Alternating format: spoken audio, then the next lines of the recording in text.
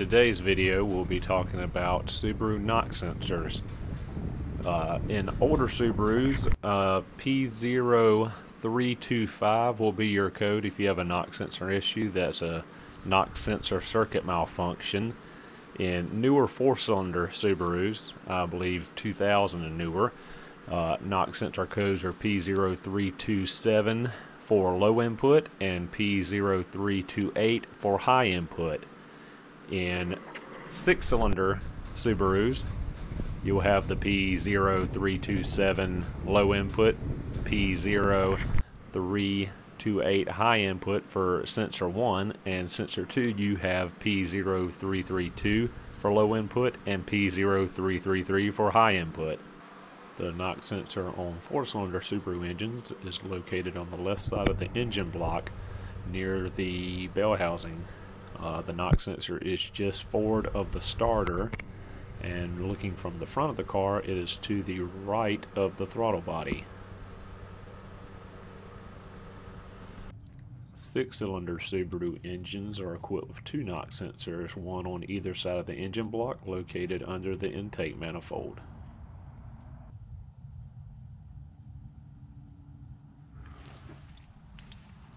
So, what is a knock sensor and why does your engine have a knock sensor? The knock sensor is basically a microphone that the PCM uses to detect engine knock. There are a few different types of knock sensors on Subaru engines, but as you can see from the schematics, they basically share all of the same components.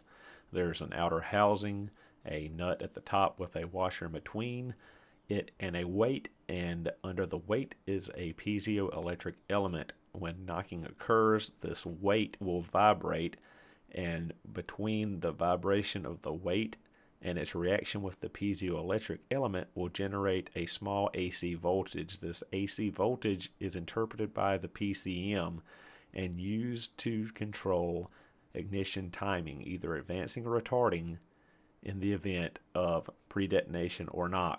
So, how do you know if your knock sensor is functioning properly? How do you know if you have an issue with your knock sensor? A check engine light with a knock sensor code active is usually your first indication you have an issue. There may be some drivability issues, there may not be. You may have poor engine performance, you may have some pinging or knocking from your engine. You may not have any symptoms at all. Sometimes when the knock sensor fails, you have no drivability concerns. So, in what ways can Subaru knock sensors fail? Subaru knock sensors can fail in several different ways. The sensor can fail electronically with an issue with the internal resistor or with the piezoelectric element. The knock sensor housing may crack due to age and cause water ingress and corrosion. You may get corrosion between the sensor itself and the engine block. You may have an issue in the wiring from the PCM to the stub harness, or from the stub harness of the knock sensor to the sensor itself. Another issue you could have with your knock sensor is the knock sensor mounting bolt could loosen. This is quite a rare issue, but is still possible. So, how can we test our knock sensor if we have a knock sensor code? There are a few different ways to check the knock sensor. Here we have a EZ30 knock sensor. We are going to take our digital multimeter. We're going to take and measure the resistance across the 2 pins on the sensor. Specification for a good sensor is 530 to 580 kilo ohms of resistance. And as you can see on the multimeter, we are well within that specification. Now I'll be using the lab scope on my Snap-on Zoom scan tool to check the output signal of the knock sensor.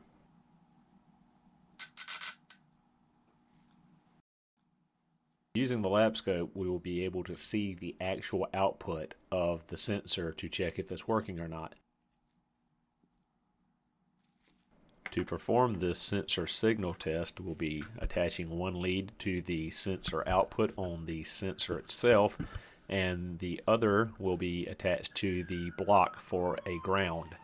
We will take a hammer and strike around the engine block and sensor and look for a sensor output, which we do have, showing that the sensor is functioning correctly.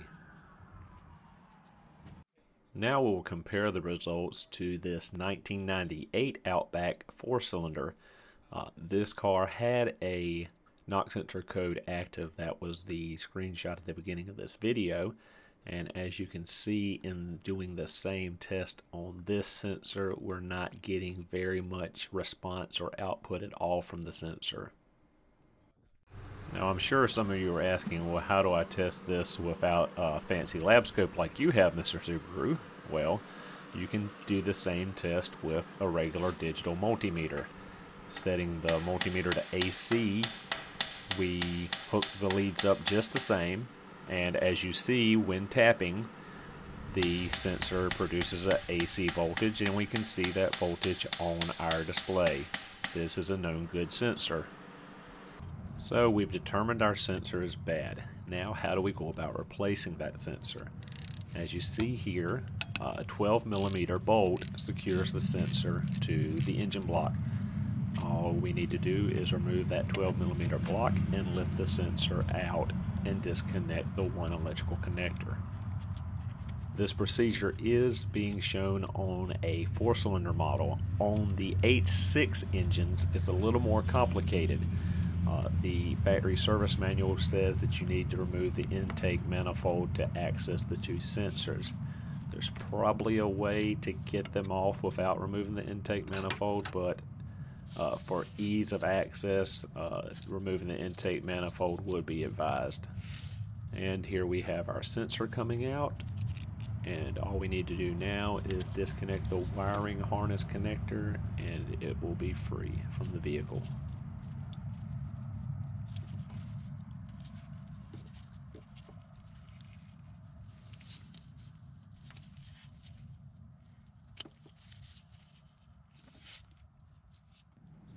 This particular example, the sensor failed due to age. As you can see, the housing is cracked and splitting in several different areas. There's also quite a bit of corrosion built up on the base of the sensor where it mounts to the engine block. These cracks usually indicate a bad sensor. Anytime you see a crack, moisture is going to get into the sensor, there's going to be corrosion, rust, and you're not going to have an accurate reading from your sensor. Seeing as how this sensor is no longer any good, I'm going to break off this plastic housing so you can get a better look at the internals of this sensor.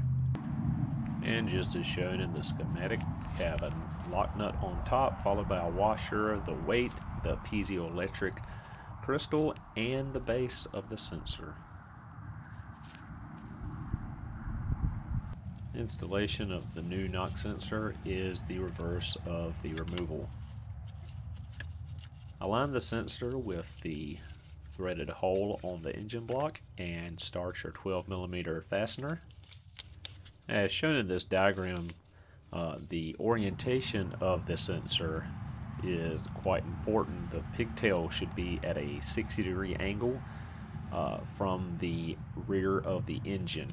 As seen in this diagram, it is also crucial on the knock sensors of the H6 engines.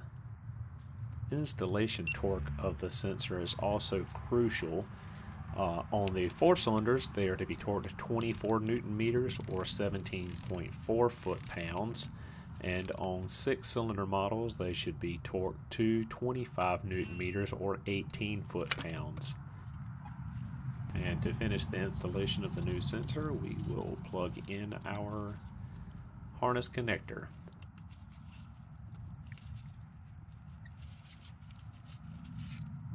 As stated earlier in the video, you may have an intermittent issue with your knock sensor where the resistance tests fine on the sensor and the output signal is good. There could be, I have seen, where these pins here in the stub harness will spread, and going down the road or hitting a pothole can wiggle those wires enough to break the connection and cause the check engine light to illuminate. So always check your harness and your wiring Another important note on these sensors: when replacing them, I only advise using Subaru OEM sensors. These sensors are calibrated to very specific frequencies and resistance. Aftermarket sensors aren't usually calibrated so finely and can continue to cause you to have issues after the replacement is done.